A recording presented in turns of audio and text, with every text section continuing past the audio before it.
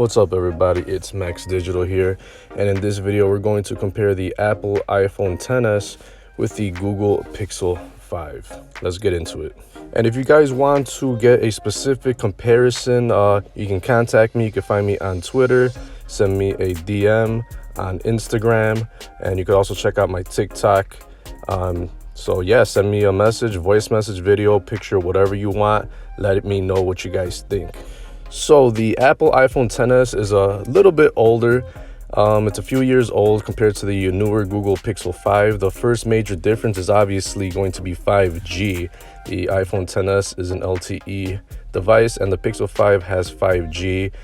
If you do have good 5G coverage, that's a big plus. You have differences in build quality. You have a premium glass build quality on the iPhone XS, while the Google Pixel 5 doesn't feel cheap, but it has a different type of premium feeling. It has an aluminum back, so it doesn't have a plastic back, but it depends on your preference. So we have the overall size. The iPhone XS comes in with dimensions of a height of 5.65, 2.7 inch width, and 0.3 inches in thickness, while the Pixel 5 have a very similar size. It has a 5.7 inches in height, 2.7 inches in width, and 0.31 inches in thickness. So these are very comparable in overall size. The overall weight of the iPhone XS is 177 grams or 6.24 ounces. Pixel 5 weighs less, almost a full ounce less. It's at 5.33 ounces. Or 151 grams. So the lighter device is a Pixel 5. Both devices are dual SIM capable. They both support eSIM, so it's good if you want to travel and you want to put in two different phone numbers or two different data services. You could do it on both devices. Both phones are pretty good when it comes to water resistance. It has IP68 on both devices, and you can pretty much dunk these in water for the iPhone 2 meters or the Pixel 5 up to 1.5 meters for 30 minutes and nothing should happen. Moving on to the display, the iPhone XS has a 5.8 inch Super AMOLED display, while the Pixel 5 has a little bit bigger 6 inch OLED display, and that one has 90 hertz. The iPhone XS has 83% screen to body ratio, while you get 87 on the Pixel 5. The resolution on the iPhone XS is 1125 by 2436.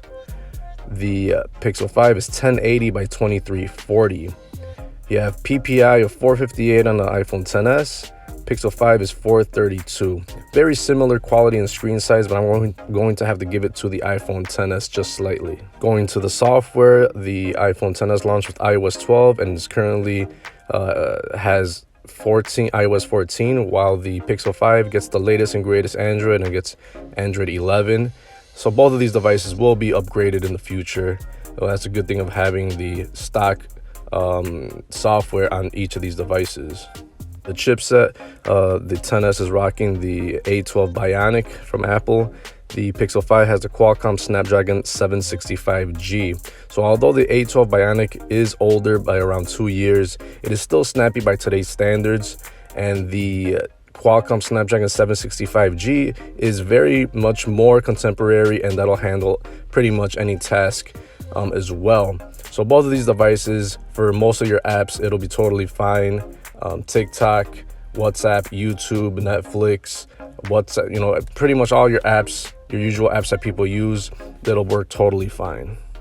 Same thing with the RAM. The iPhone XS has 4 gigs of RAM, which work totally fine with tons of apps that could work in the background. iOS is very efficient with RAM, while the Pixel 5 has 8 gigs of RAM, which is a sweet spot for a flagship device in 2021.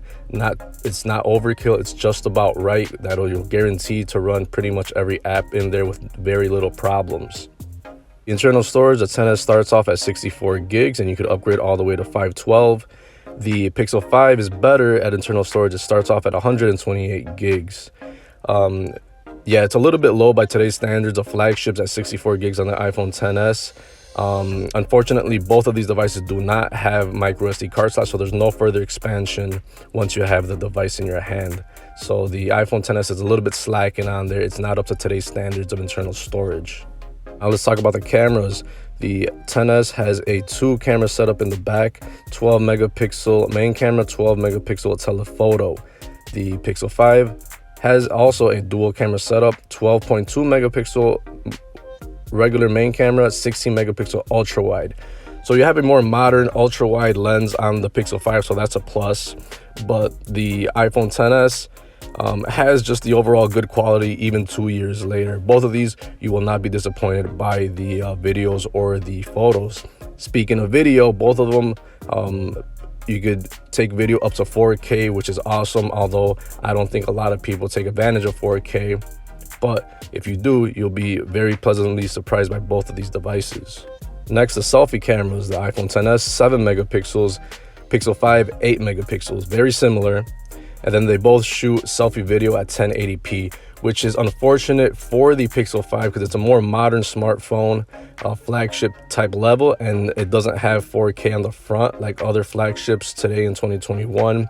The XS has 1080p for the selfie video, and that is something that was just about right in 2 years ago.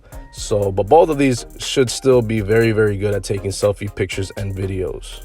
So unfortunately, neither of these devices have a headphone jack. You have to embrace wireless. Both devices have Bluetooth 5.0, and that's fine. That'll definitely help you connect your wearables, such as your smartwatch and your wireless headphones, no problem. Both support NFC on these phones, and they will pretty much work for payments. You have a Lightning port for charging on the iPhone XS, which is good if you have a lot of other Apple devices. You could also use the same cable. You have USB Type-C on the Pixel 5, which is good. It works with a lot more devices such as laptops and tablets and MacBooks and Chromebooks and all that stuff. So each one has its perks. For the unlocking of these devices, you get Face ID on the iPhone XS, and you get a rear-mounted fingerprint reader on the Pixel 5. The Pixel 5 it went back to a more traditional Android, more reliable way of unlocking your device. It went away from the pure face unlocking, trying to copy the iPhone. But regardless, both of these devices have reliable ways to unlock your device. Moving on to battery, they differ very much. The iPhone XS has a 2658 milliamp battery. Pixel 5 has a over 4000 milliamp battery. Both of these will give you great battery life.